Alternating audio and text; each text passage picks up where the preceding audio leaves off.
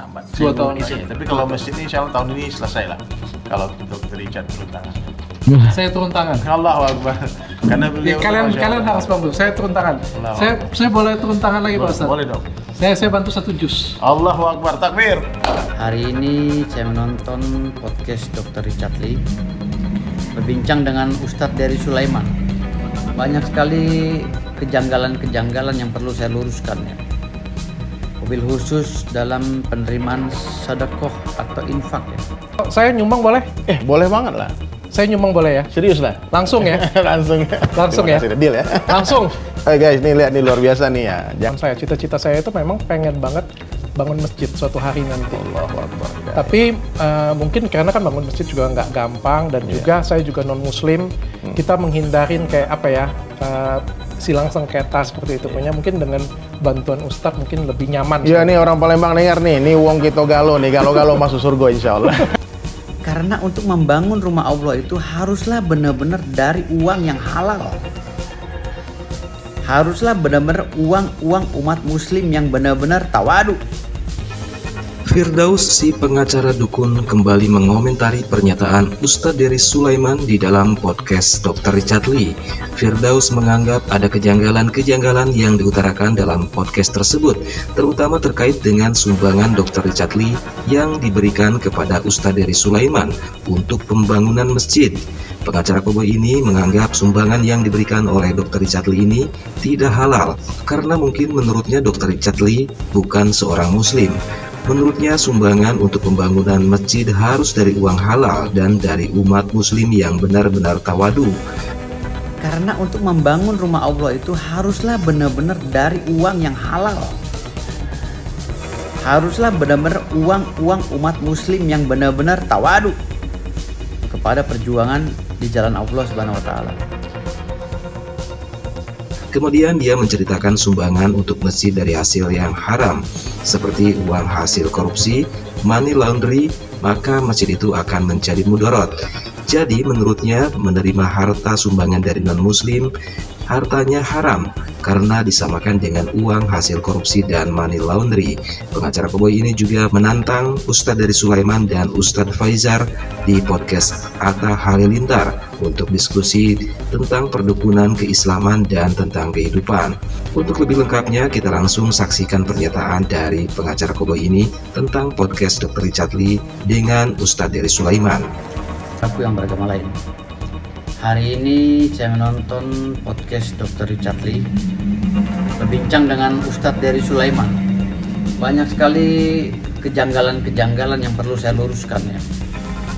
Mobil khusus dalam penerimaan sedekah atau infak ya, atau apapun lah, sumbangan apapun dari Dr. Richard Lee untuk pembangunan masjid. Ustadz dari Sulaiman, maaf bukan bermaksud untuk menasihati. Saya juga sudah membangun beberapa musola. Sekarang sedang akan ya membangun lagi majelis dan masjidnya. Tapi selama saya membangun, kenapa saya tidak membuka keran sumbangan? Saya punya yayasan, nomor rekeningnya ada.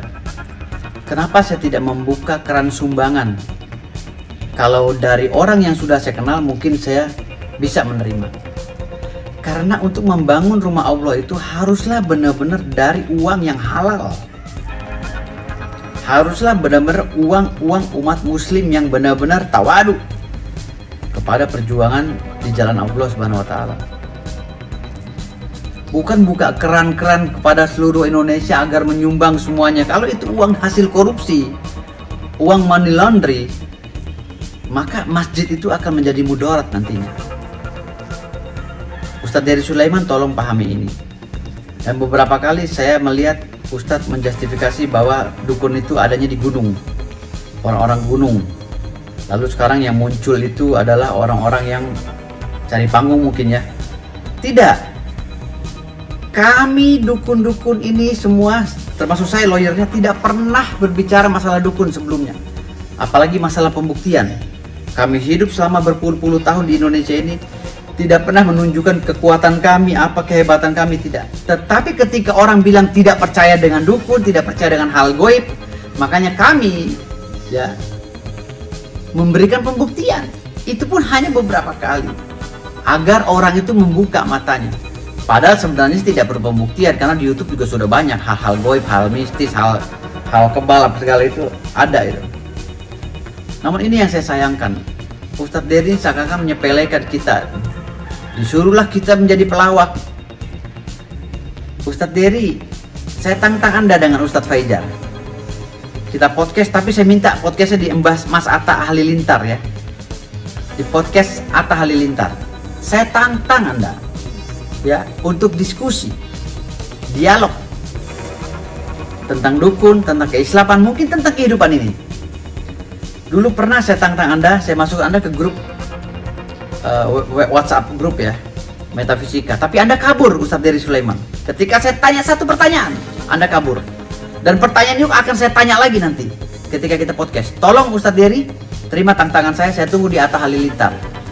Karena beliau adalah YouTuber yang netral.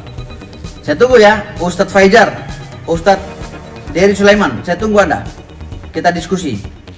Ya, terima kasih. Kalau Anda tidak berani berarti Anda bukan pendakwah. Nol Anda. Kalau Anda mau berdakwah di depan kami, orang-orang kritis. Jangan di depan orang-orang yang sudah tahu agama. Kami nih yang belum tahu agama secara spesifik. Ajari kami. Makasih. Saya tunggu ya Ustadz Dery Sulaiman. Nyali Anda. Makasih.